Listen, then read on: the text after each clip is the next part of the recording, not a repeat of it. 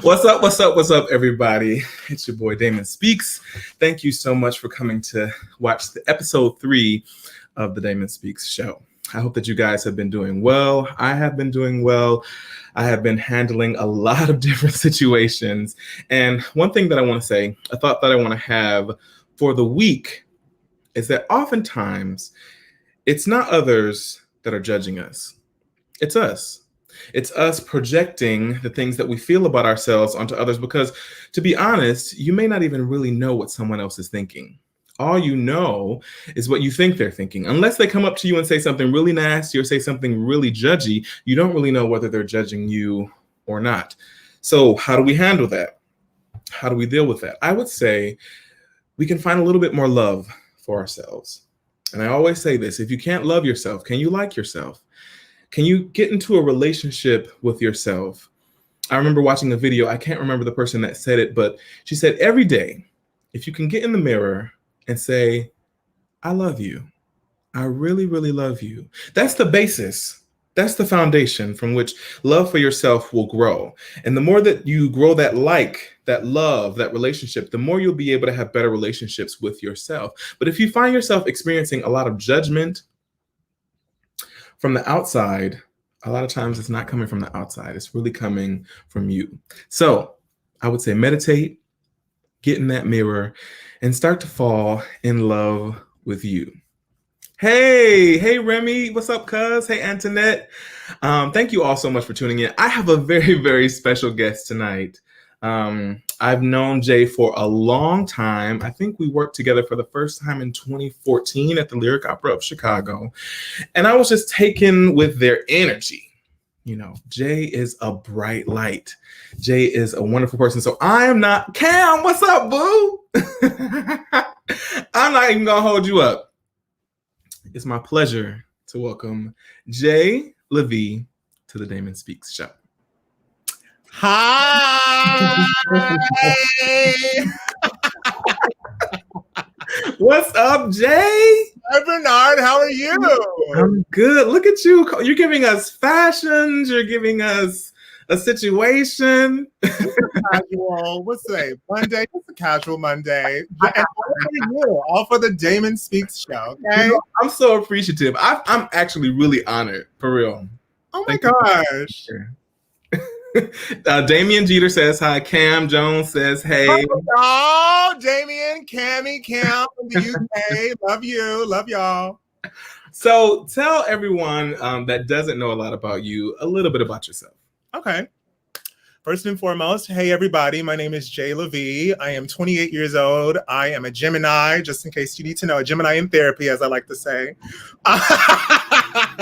No, I'm from Louisville, Kentucky, born and raised. I went to school for opera, did lots of musical theater. I'm a lover. I am an empath. I travel the world a bit for opera, which led me to New York City to find myself, to find more of myself on stage, off stage, and I've just been traveling a lot. I was a nomad for about 5 years, until I realized I wanted to delve a bit more into why I'm here and what I'm supposed to do, what I'm supposed to be, my calling, essentially. And the more I delved into fashion, the more I got a sense of myself, the more people got a sense of me.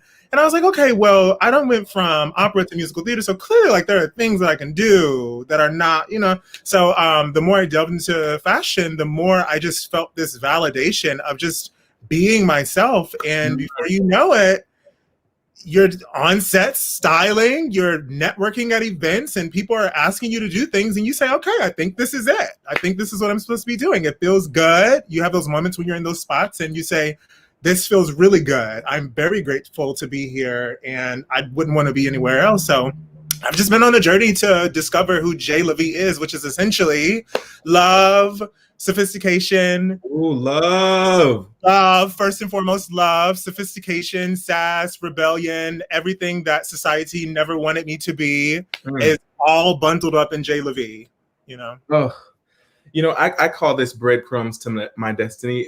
In my life, there have been things that have been placed before me that I was asking for, sometimes consciously, sometimes subconsciously, but they were always little dots along the way. So what were some of those things, like when you were transitioning from maybe more of a performing career to more of a fashion career, that led you down that path to say, oh, this is what I really like. This is what I really want to do. And saying yes to that, because you didn't have to say yes. So basically, RuPaul, who is one of my biggest inspirations, love you, RuPaul.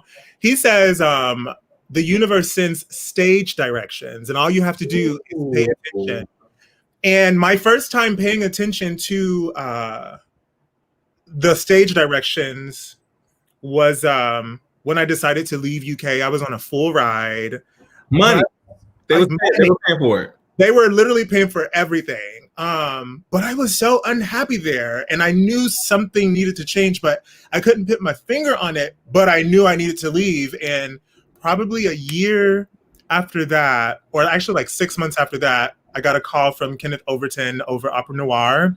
And my first show at UK was Porgy Bess. I was Robinson the Crab Man as a freshman, and he was impressed. And he found out that I was out of school, and he was like, "Hey, my company is auditioning for Porgy Bess in Denmark. I heard you're not in school. Do you want to audition?" And I was like, yeah. And the funny thing is, like around that time, I did not know how to get out of the state. I didn't know what to do. I didn't know how to get to wherever it was that I was supposed to be. And because of that trip, that was the beginning of discovering J LeVe, literally. And that was the first time I took that leap of faith of, I know I'm not supposed to be here, but I don't know where to go, but I'm going to go ahead and move forward. We're not going to be stagnant. We're going to move forward and go somewhere. And because of that, it was a rippling effect. More opportunities came up, more network. I was able to network more. I was exposed to Europe. I was exposed to living in different hemispheres of the world. I was getting a sense of like how I exist in these. And that eventually got me out of Kentucky. And in that experience itself, I was like, okay, so that's what happens when you listen to your intuition, when you follow. Hi, yes, Cameron. When you you take the leap of faith, when you pay attention to those stage directions, the universe actually rewards you for taking risks. You know, so. You know what? I remember I saw you for the first time at that audition for Porgy and Bess in Denmark. And I was like, oh my God, who is that? It's always been an energy, and I've always felt it from you. Yeah. So when I feel this energy from you, I feel like you are yourself, especially now more than ever. Yeah. You are yourself. What has the journey been like to becoming J LeVe? Completely, fully? Did you worry about what other people were going to think? Were you afraid to come out of your shell? Like, what has that been like? First and foremost, I have been blessed with a mother who is a Gemini as well. So we're always having a great time together. She was the leading example of just living in bliss and happiness, returning to bliss and happiness, and knowing that that is your core. I always had that as an example. My mom and I, we used to dance together, twerk together, sing together, like we just used to exist together. So that was instilled in me from the jump.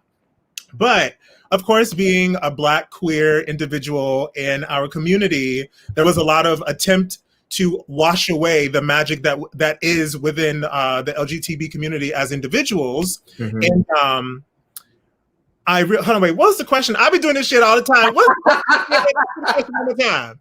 Tell us a little bit about the journey of you becoming yourself. Were you afraid? Yeah. Okay. So basically, yes, I was very afraid because I feel like we as individuals have the ability to see what we can be, but it can be very intimidating because it's work to get there, and it comes with a lot of responsibility. However, I was in a place when I was growing up where it was either stay where you are and be very unhappy, not due to my family, but just the circumstances. And luckily, I was placed in the youth performing arts school in Louisville, which gave me a chance to see a glimpse of what it is that I could be. And because of that, I was like, I like that. I'm gonna go towards that. I don't know what I'm doing, but I'm gonna go towards that. And I just, as a teenager and a young adult, I always, and you can ask a lot of my friends, I was just always observing, and that was me kind of reserving this in this light that you see now, because it is a lot of energy. She's rambunctious, and I don't give a fuck anymore, but she's rambunctious. Yes. I was afraid to let it out because of being judged, or because it would be too much and people would try to dim it. You know how that is when you have too bright? Yes, when it's radiant, people want to dim it and dumb it down because they want to level with it. And your job is to, you see it and you be like, okay, cool, this is not for me, but I'm gonna go over here and we not turning shit down. You know what I mean?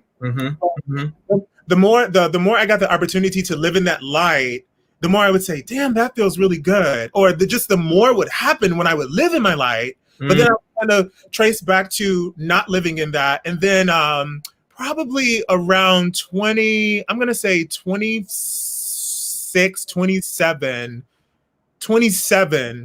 I realized I was doing a lot of reflecting, and I had this episode where, like, when I was in this summer program when I was a high schooler, Government School for the Arts was what they call it, and it's about 300 kids. And Bernard, I was literally every day. Actually, this is the first time I got to like see this energy just out. I was mingling with everyone, talking to everyone, singing, dancing, like just living my fucking life. But I felt safe to do that because it was an arts camp. It's the safety. It's the safety. Safe space. I felt safe. So I was, baby, waking up at 8 a.m. when they would call your name. I was singing a high C in the morning, warmed up, like just like having a ball. And at the end of the program, the 3-week program, I got an award for being myself.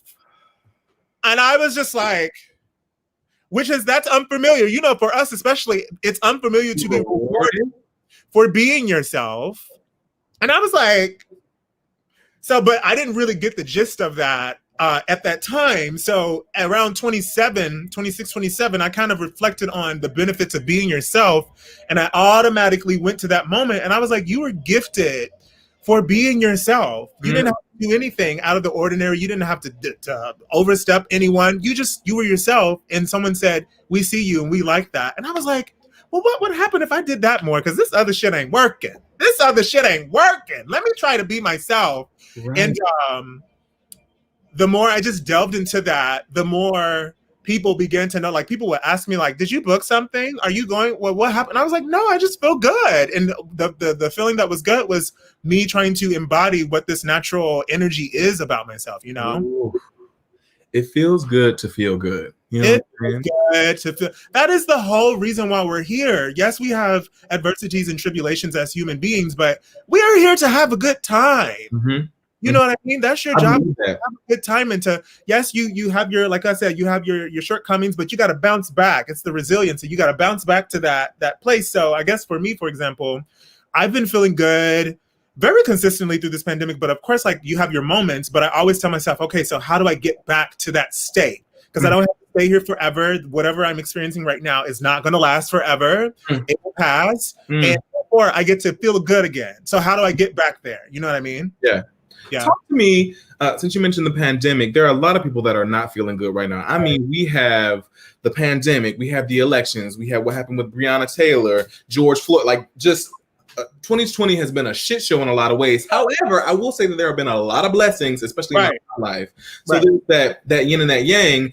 But talk to me a little bit about your mental health journey, because there are a lot of people that are struggling. Yes. And I know that you have something to say. Right. Well, you know, well, I'm just going to cut the bullshit. Y'all go get you some therapy. All right. Go talk to someone. And I'm not talking about your friends, your mother, your sister, your brother, your cousin. Go get you some therapy. Okay. I didn't have any, I was catering before this pandemic. I have no money, but I was like, I have to invest in my mental health because I know something is off and I cannot continue to function this way. So I did a little researching, because she's resourceful. And I found out that usually your local university has a clinic that is ran by or is kind of filled with graduate students, and these graduate students are testing across the board everything: mental therapy, counseling, learning deficits. They do everything. So I was like, cool. So I talked to the I guess like the director of the clinic, and I was like, hey, I saw that you guys possibly have a program for therapy. He's like, yeah, we do have that. And I was like, oh, I also see you have something for learning deficits and learning disabilities. He's like, yeah. So I was paying from November of 2019, I was paying $10 a session for therapy. Come on, $10? $10 sliding scale, okay? All right. And I have no money. And there was a point where I was like, yeah, I can't pay, but we're going to do these sessions. All right. We're going to do that. But I feel like you first and foremost, you have to want that help. You have to want to get over whatever it is that you're experiencing, because we all have these quirks, as I like to call them. They're quirks, and it's just a part of the human condition. But you also have to want to say, hey, I know this is going on, but like, I gotta heal. I gotta figure this out so I can enjoy my experience that much more. So therefore, I've been in therapy this entire time. I've had this safe space with a human being outside of my walls of my home this entire time that I can go to. And this is the most important thing for me. I feel like the most important thing about therapy is you have this space with this person that is solidified as a safe space. You can bring anything and everything to this person and it is not judged. And you don't have to reciprocate a thing. They are there for you. They are totally there for you. You like that hand gesture? You. When I realized what was happening, I was like, this is the missing puzzle piece that I've always needed. I just needed someone to talk to the entire time. The entire time when I've acted out, I've showed out, I've spiraled out, I've had this internal damage. I just needed someone there to say, hey, let's talk about it. I'm here for you. What's going on? And once I noticed that this space was created so I could heal, so I can see the bigger picture of what was happening, that's when the breakthroughs were coming. And I was like, how is this happening during a pandemic? I was like, well, you weren't in therapy before. So that's how it's happening. And I was like, got it. Noted. Duly noted. Let me ask you this. Was there a block for you into accessing therapy in your mind because there's a stigma, right, with Black people about going to therapy? I went through it myself. I don't want people to think I'm crazy. Right. I trust this therapist. Like, did you experience any of that? Well, we're going to start off with this question. Do you care about what people think, or do you care about yourself? That's where we're going to start. Okay. Do you care about what people think, or do you care about yourself? You're going to have to leverage the two and then get back to me after the show. All right. So what's the question again? What's the question? But no. Yes, Markel says hi. He said, yo. What's the question again? Was there a block for you? Like, did you have any of those thoughts? Like, I'm Black, like the Black community. I don't know. Matter of fact, let's talk about when you were being raised. What were your thoughts about therapy? Did you know of any family members that may have been in therapy? What was the idea about therapy?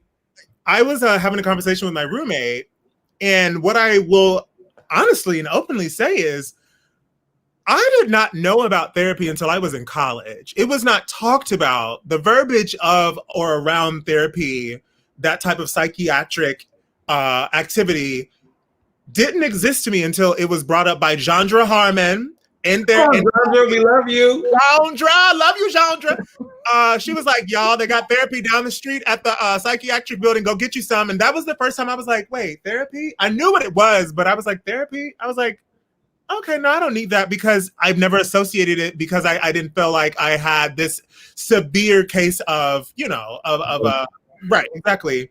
But I was never afraid of it. There was a lack of awareness of it, if that makes sense. I was not aware of what it is used for, how it can help you. I didn't know that part.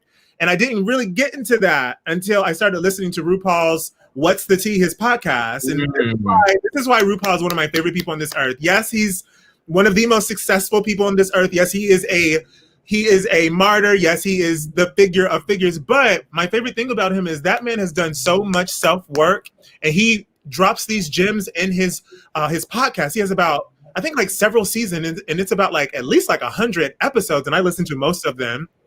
And he drops these gems that he's learned, and he was the person that re-lifted my awareness towards mental health awareness, to therapy. And then 2018 is when I got into Talkspace. And the beautiful thing about Talkspace is you can access, it's remote. Therapy loves it. It's so I was doing remote therapy back in 2018, but I couldn't afford it. So I kind of let it go. But just within like the month of it happening, so much awareness happened. And I was like, wait a minute. I said, okay, so here's the truth. Okay, got it. Here, I need to, okay, it's here. Okay, great. I'm gonna come back here. I always knew I was gonna come back. And then I was a couple of years goes by and I was like, I don't have this money, but I have to get back to that space. And I just said, universe, I don't have the money, but I really need to do this for me. And I know I can get it. Just show me where to go. Show me what I need. And one day I just typed it in and it came up and you put things together, resourceful, but I was never afraid of it. A way was made for you. All you had to do was ask. All you have to do is ask. I was never afraid of it. There is a stigma around it. It is associated with severity within mental health. And I think there's a lack of awareness of realizing mental health is this huge umbrella.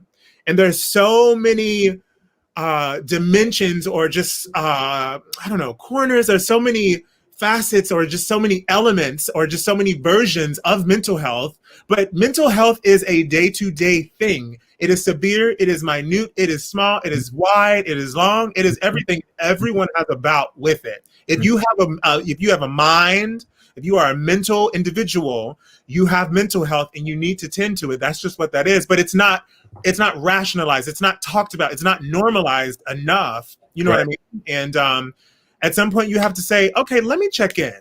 You know what I mean? Mm-hmm. Listen, mental health is health. It's just like physical health. Sometimes sometimes you have to go to the doctor. Hortensia Gooding was on the show, I think last week, and she said the brain is a muscle. If you sprain your ankle, you got to go to the doctor and get it checked out. If you sprain your brain and you're going through some anguish, just go get it checked out by a professional. Go get it checked out, baby. It's okay. It's okay. But you know what? I feel like what I learned, I was talking to a friend and he was like, I'm just afraid. I was like, oh, well, let me guess. You're afraid that once you get into therapy, all these things are going to come up. You're going to have to say sorry to this person. You're going to have to deal with all of this. And I was like, guess what?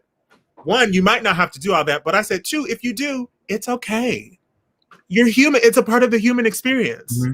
It's all right. You're human. Mm-hmm. We flesh, blood, heart, everyone has the same thing. And all the therapists help you to realize it is okay to be a human. It is okay. We make mistakes. We fuck up. That's part of being a human. You know what I mean? Now, you mentioned the therapist. I have had a block myself because I wanted to have a Black, queer, maybe male-identified therapist. But another friend was saying, look, I don't need all that. It could be a white, Jewish, older lady. I don't give a fuck.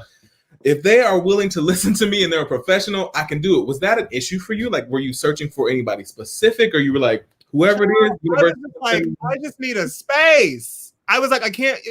Beggars, what is it called? Beggars can be choosers, because I had a limited resource, but I had the resource. So I was like, I'm just going to utilize it until I'm able to then go and get specifically what I wanted.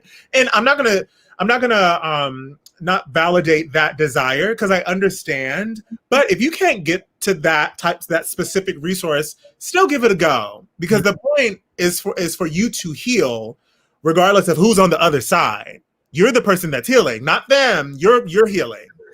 You know what I mean? So if you can get to it, ain't nothing but to do it. You know, to do it. Yeah. Oh, I love that so much. So since you've been in therapy, you've become yourself. You started using they, them pronouns. So I guess this is actually like my first time talking about this on air, but I don't give a fuck. I identify as gender neutral. This is like a non-binary, gender neutral, whatever that. I'm in between. I'm cut in between. Some days I'm cunty as fuck. Some days I'm butch as fuck. Some days I'm in between.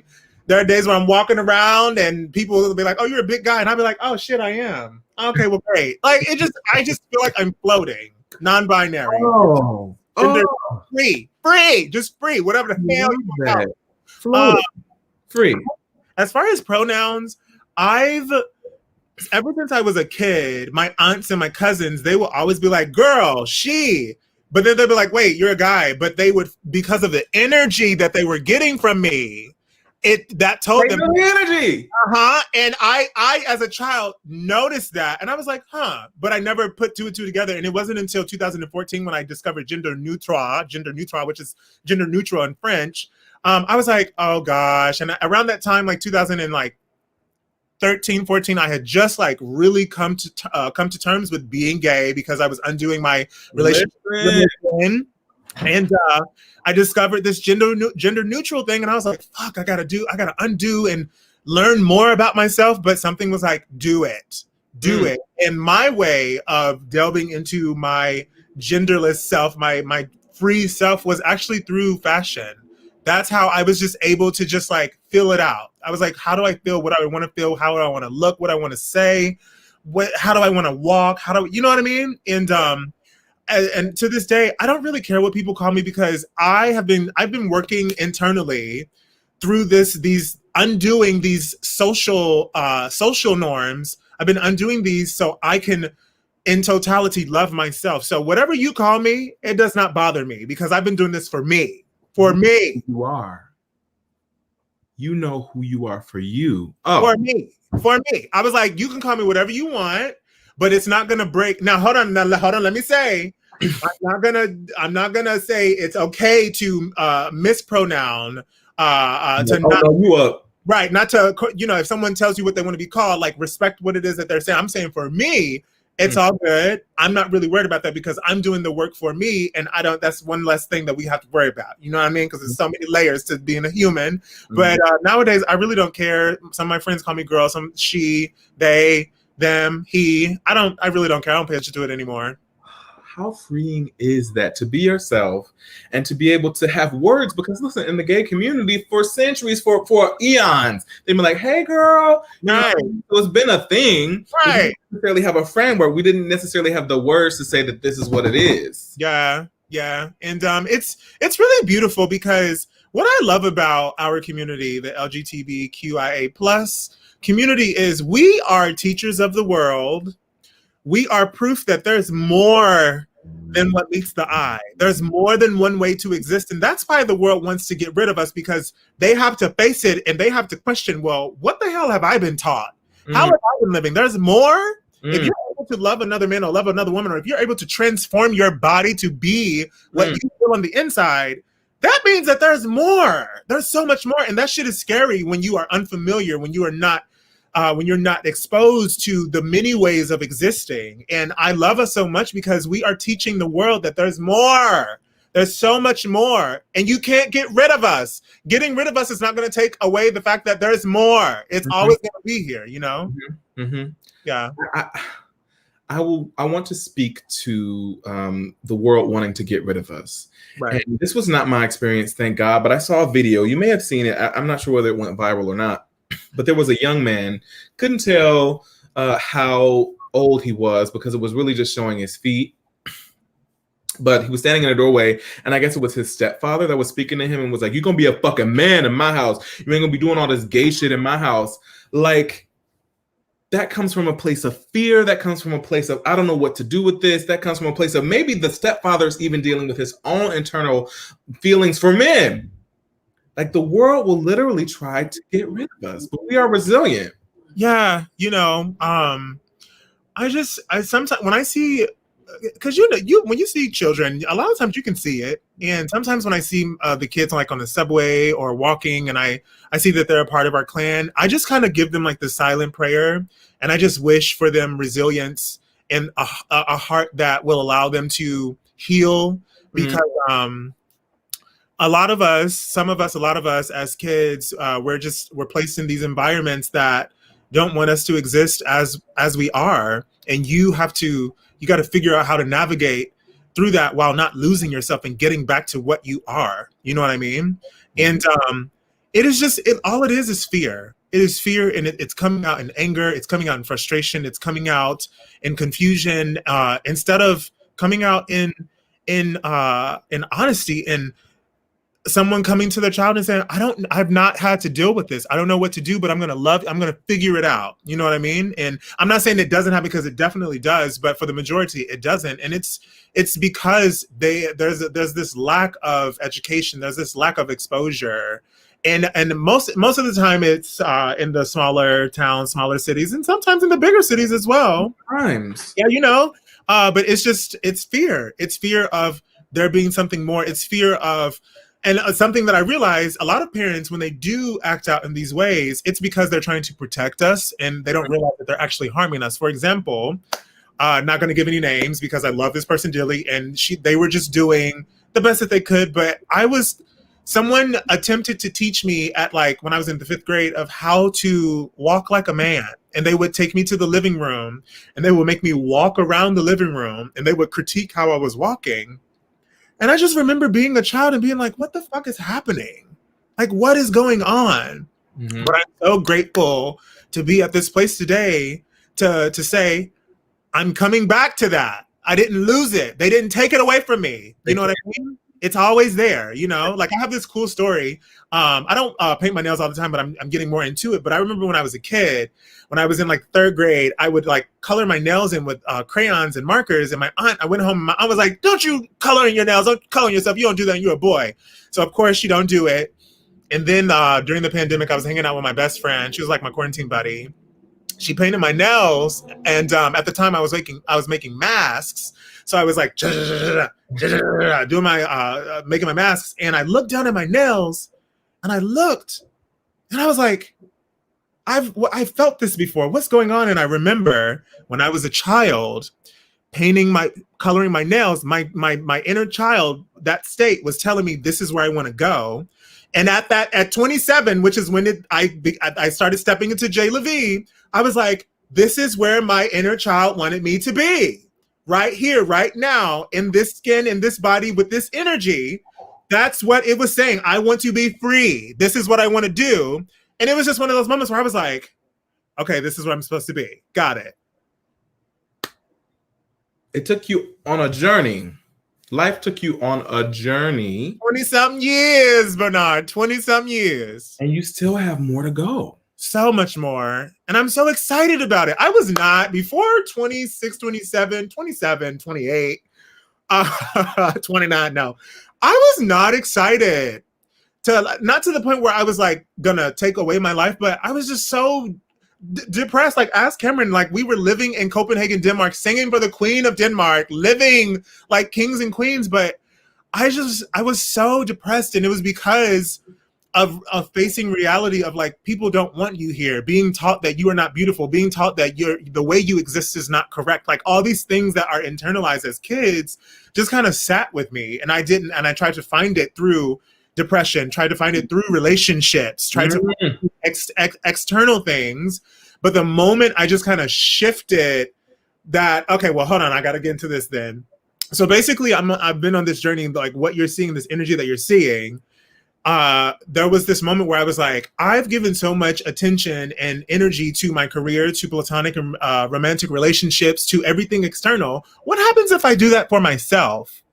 What happens if I give that same momentum, that same assertion? Because it'd be wrong. When I think about all the energy that I've given to other people, especially men in romantic relationships, baby, right on you, you're like, oh, right. The moment I put that on myself, that's when everything just changed. And I was like, oh my God, there I am. Oh, and that's when I became excited to live. You know what I mean? And that's when people started to get that energy from me. They're like, you booked something? I'm like, no, I'm just happy to be here. I love it. I love it. What will be your advice to someone that may be in that same place? Yeah. What's the first step maybe that they could take if they're watching this show either now or later on?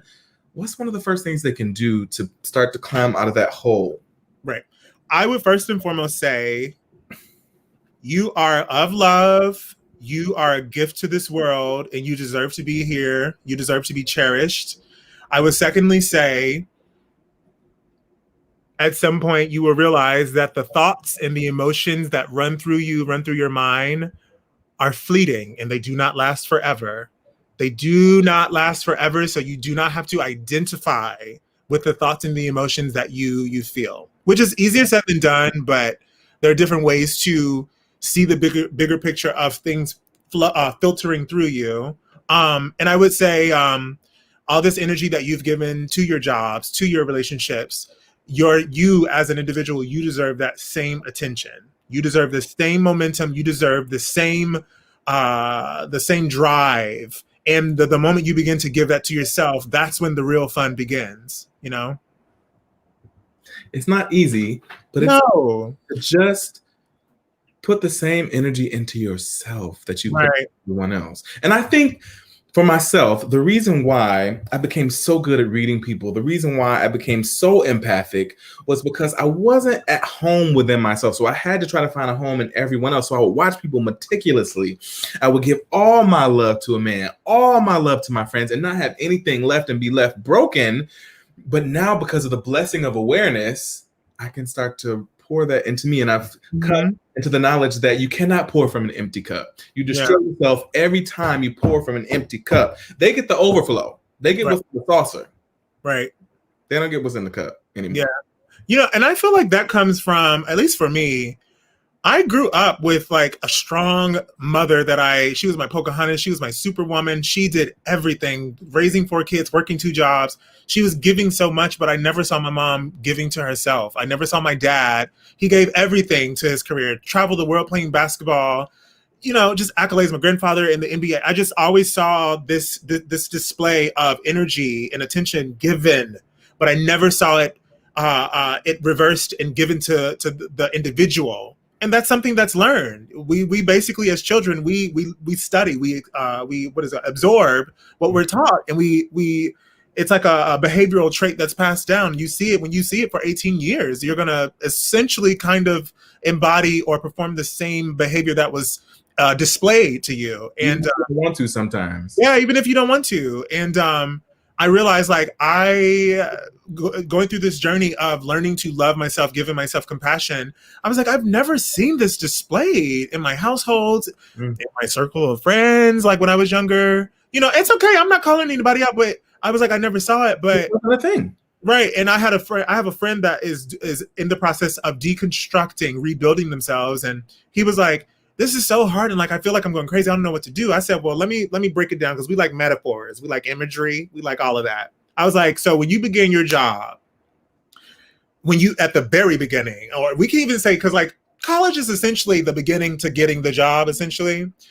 You didn't have a resume. You didn't have the network. You didn't know how to do things. You literally had to seek out the resources, the skill set, everything. But that entire time you were like, I want to get somewhere and I'm going to get it. And you got it. And I was like, it is the same thing. Apply that to yourself. I don't know where to start. I don't know where to go. I don't know how to obtain these resources, but I want them because I need them and I'm going to get them. If you have that mentality going into it, you will be so surprised at what the universe throws to you. It will be like, yep, here you go. Yep, you say you want, yep. Okay, great. Go over here. Go over there. Here you go. Here's this resource. It's like a little goodie bag. It's just made. It's just made. Yeah. When you were growing up, were you raised in a religious home? How has your spirituality developed over these last 28 years? Well,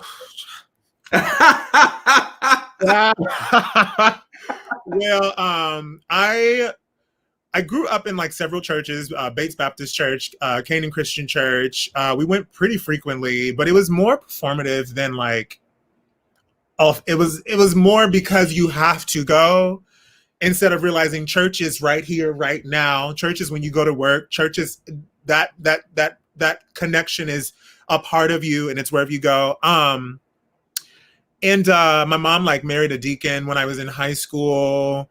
And there were some traumatizing events that happened in that. And then college was when I went to college, I went to the University of Kentucky, which is in Lexington, Kentucky. And I grew up in Louisville, Kentucky. So it's about an hour away. But I was like, I just need to step away from everyone.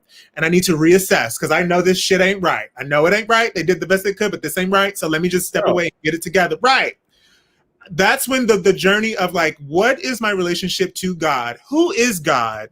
Why do I have to be fearful of God, who is supposed to be of love? Like, I was like, I got to undo a lot of things. And there came a time where I was actually trying to convert to being a heterosexual, being straight, because I was literally just trying to figure it out. I was like, what is this? And I basically, I didn't join a cult, but I like low key kind of joined a cult. They were trying to convert me, and You know my gay ass. That ain't gonna just. It ain't gonna work. It ain't gonna work. No matter how deep if you go with, it ain't gonna work. Somebody come and get me. And I was in my studio, and I was in the mirror, and at this point, I felt so numb because I was trying to wash myself away, and erase yourself. He said what? Trying to erase yourself. I was trying to essentially do what I was taught, essentially to erase myself. And I looked in that mirror, and I am so grateful for just like observation and just like intuition, because you really can, in the stillest moments, you can really hear the voice of God, your intuition, whatever you want to call it. You really can hear it. And when it's a bay window, and I just looked out, and I remember I was so numb, and I was looking out the window, and I was like, you know, you're not supposed to do this. You are loved. God loves you just the way you are. You're trying to wash this away, and it's not going anywhere. So I was like, right, Cameron. I was like, how about you just try to go with what you have, go with what you know, what you are. How about you try it? Try it. You're not at home. No one's telling you what. Right. I was like, why don't you just try being your damn self?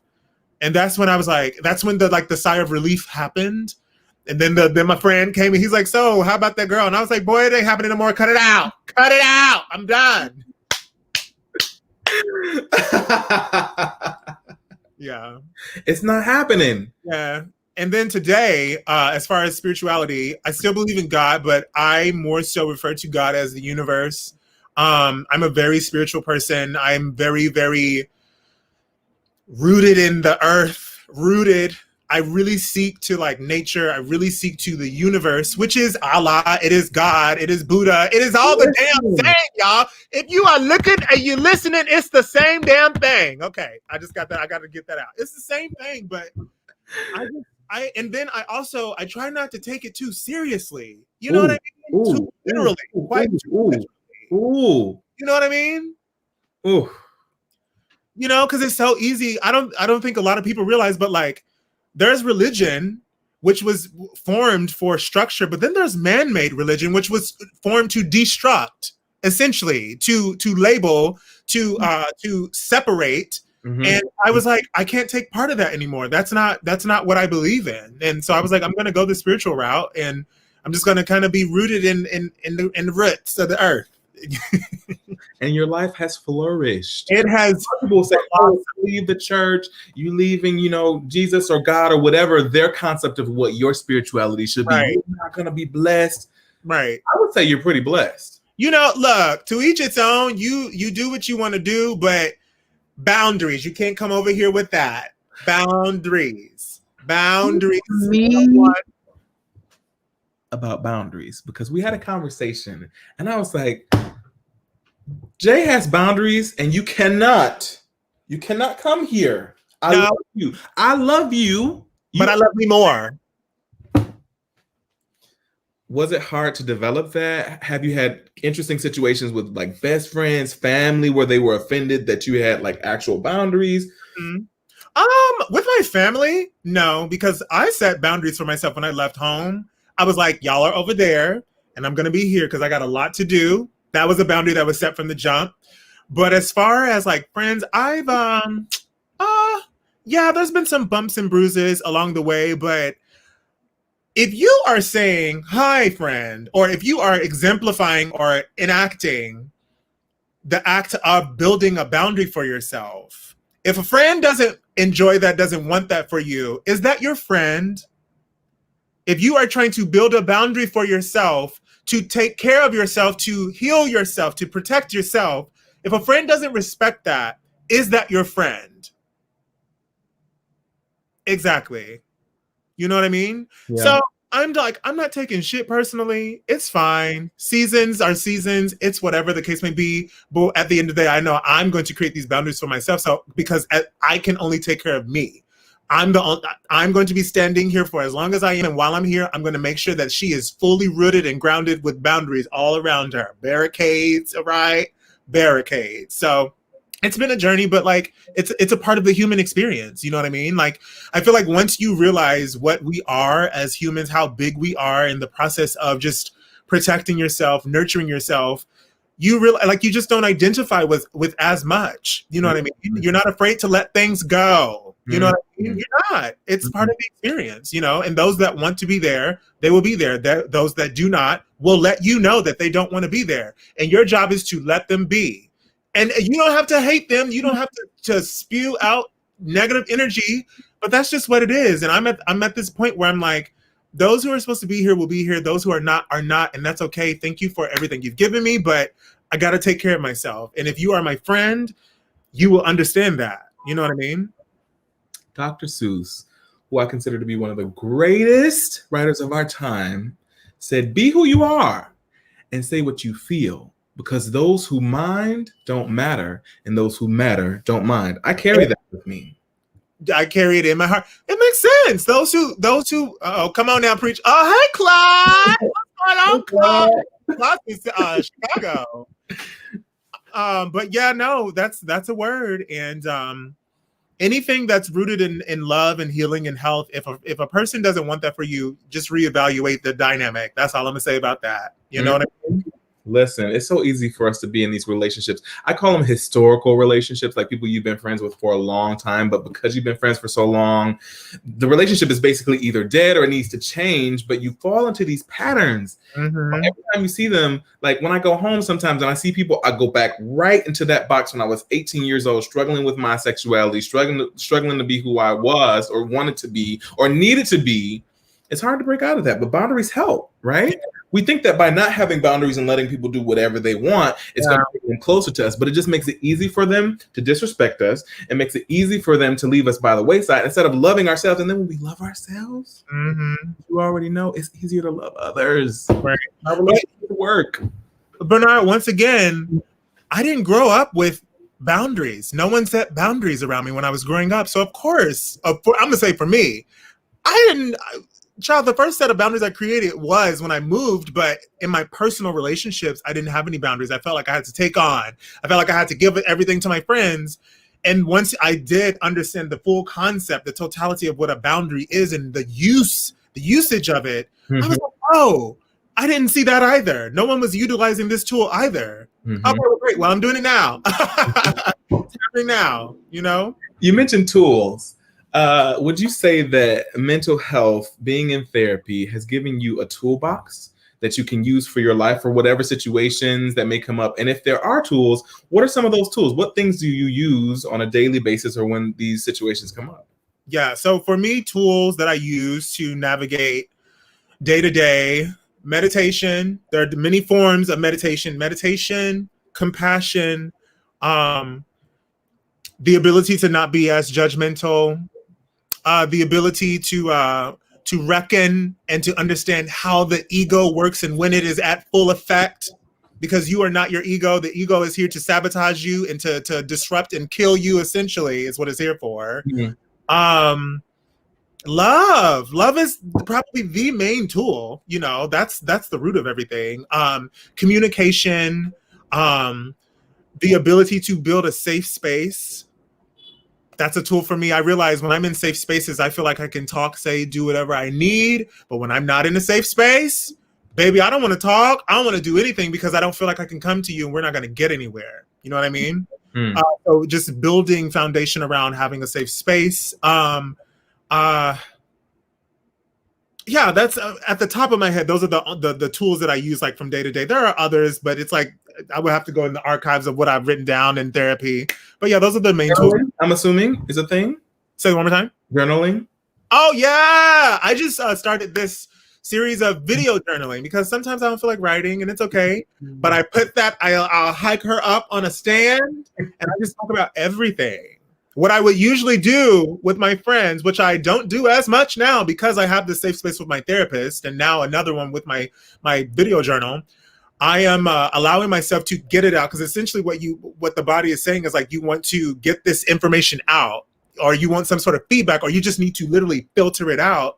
So I was like, how about I just talk about it, but like I give it to this machine that just absorbs it all, which is essentially a therapist is they absorb everything, but they help you, of course. And I just sit in this chair, sometimes naked, sometimes in my pants, sometimes in a robe, sometimes in a full get up. And I just sit and talk, and I reflect on how I feel. I only go to it when something is reacting within me and I need to get it out. But I did that because I realized I had the habit of immediately going to my friends, being like, I'm going through this, I'm going through that. And I realized, like, your friends and your family members, they're not your therapists. And that's not fair. And we're not always in the space to take on people's shit. That's just what it is, 100. Yeah. That's 100. How are you storing these things? Because my thing is always, how can I lock these up? Because I get to the real shit in my journals. Okay, these are things that I feel like I cannot say out loud. I cannot say to anyone, and I would never want anyone. Yeah. So what I do is I record it on my my phone. They're usually like the max, like 30 minutes. And then I airdrop them to my computer, and I have an external hard drive, and I put her on, and I just kind of lock her up. I love it. I think that's a great idea. Folks, if there's one thing that we can encourage you to do tonight, is to find an outlet in therapy and to find a professional. It's so helpful. I know that there's stigma. There's stigma around therapy. There's stigma around medication. I have been on medication. Lots of us are on medication. We don't necessarily talk about it, because when I was going through like a severe depression after a breakup in 2017, I could not function. And so my therapist was like, hey, boo, you may want to consider being on medication. I was like, no, I don't want to be crazy, and I don't want to be on this for the rest of my life. And so I talked to some really good friends, and they were like, bitch, if you don't take that pill. Right. Yeah. I'm proud of you for doing that. It's just approaching mental health. For me, when you are tackling the bouts of mental health, for me, that's adulting. I don't know about how you feel, but for me, I feel like I have truly been growing for the first time in my entire life. I feel like I'm what happens essentially when a seed is buried in the ground, and it has this form of natural intelligence, which means it just grows into what it's supposed to be, which we as human beings have the same ability, but because we are so damn smart, we stifle that natural intelligence. Wow. I feel like for the first time ever since I began this journey of just like self-investment, self-help, self-care, I feel like I'm actually growing, like I'm stretching. I'm growing, I'm adulting. I'm like, wow, I've never felt this before, but I'm pretty sure this is what that is, Yeah. And the freedom that comes with that, and the life that you are able to access. Oh, if you're listening, if you're looking, just try it. Just try it. And I'm telling you, what's on the other side is it's a lot of work. It is a lot of work. But what I will say is, I think you're worth the work. That's what Oprah told me on a podcast. I think you're worth the work. And if just how you do with your work and your relationships, if you just stick with it and you dedicate yourself to it, the benefits are beyond this world, and you get to experience who you are, what you are, and how big and expensive you are. It is beyond, and once you get there, you'll know exactly what I'm talking about. I'm not going to try to get into it because you just got to feel it. I'm proud of you. Hi, Karen. We love you. I slack. Karen is out here doing it. Kiki got I'm proud of you, boo. Boardroom. Okay. Make the change. Be the change, Karen. Yes. Talk to me a little bit in our last few minutes about love of self, or maybe there's someone that's, looking for a relationship. I would say for me, it's been a struggle, because through my 20s and most of my 30s, because I'm going to be entering 40 in a couple years. Ain't nothing wrong with it. Listen, it gets better. I'm like fine wine. I'm loving it. But I've never been in like a serious long-term relationship. And so I watched everyone else go through the relationships and the boyfriends and the engagements. And a lot of my hetero cis het friends, marriages, some of them on their second marriage. About 5 kids. Okay. What are your thoughts around love? Specifically for those that feel like it's not possible for them, or feel like it's late in the game. Right. Well, first and foremost, thinking that's the issue. You thinking that it's for you, that's part of the issue. That's what you're attracting. I believe in the law of attraction. You attract what you are, where you are. I'm dead. You attract where you are, what you are. I was on the train one day and this lady was like, we were talking about just like the boyfriends that we've had and the people we've met. And all the guys I've been with, they're sweet guys, but you know, we're human. And she was like, did you ever like take the time to reflect where you were when you were with them and why you were with them, what you attracted? I was like, damn, that's real. Mm-hmm. But if you're doing the work of investing in yourself, taking care of yourself, creating boundaries for yourself, you will then attract what it is that you are. Come on. You're going to attract that. You're going to be able to see, no, that ain't it. No, because you start setting standards of what you deserve, and you see it, and the universe is like, oh, well, this is what you're here. This is what you're giving. This is what you're gonna get. You know, somehow demolish that. I don't deserve love. I'm not gonna get love. Well, you're not gonna get it, baby. You're not. It ain't gonna happen. You are saying every day, and if in here, yeah. And secondly, I would say before you seek out this love from others, seek out the love from within. That's where it begins. That's where it begins. That's where it ends. Because you can't get into a relationship and think that the relationship is going to fix you. It ain't going to fix you. It's actually going to burden you even more. You have to love yourself. So when you come to with the individual that you've attracted that loves themselves, because you're gonna be able to say that ain't it, that you don't love yourself. Oh, you love yourself, great. You then get to enjoy this partnership, this unionship with each other, and you have this bliss with your partner. You know what I mean? But for me, that all begins with self-love. You know what I mean? The foundation. It's the foundation. You say it all the time. Love. It's the foundation. It really is the foundation. You know. I think a lot of us have been trying to get in relationships to escape ourselves. Yes, to not face what it is that we need to be facing. Not to not sit with ourselves. You know what I mean? Mm-hmm. So true what you put out. You was come on. I am Yam Yek. Come on. That's right. My Yummy. Hi, Yummy. But so, and the thing is that no one can carry that burden. No. And you may be trying to say, okay, I have been like the best person that will try to calculate everything and be like, all right, he didn't text me, I'm gonna text him, I'm gonna do this, do that. But at the end of the day, they feel the energy. The energy never lies. So if you have a needy energy, if you have an energy that's like, I need you to fix me or be my everything, they may not know why they don't want to hang out with you. They may not know why they don't necessarily want to text you and be with you, but they're like, no. Right. I think one of the most beautiful things about being able to sit with yourself and be in love with yourself, baby, you don't mind being single. You know it's gonna come. You know it'll come, and you good. You real good and tight and single. And when it comes, it comes. But until then, we're gonna have a damn good time. Oh, you know what I mean? Yeah, absolutely. So go to your bedroom and twerk to Meg Thee Stallion, and you'll come in. All right. Get it in. Have a private party, like India already said. This has been so wonderful. I just am so thrilled and honored that you came on the show. Tell me, what is next for J LeVe? What's coming up? What's happening? Well, y'all, it took me about a year. I transitioned out of performance.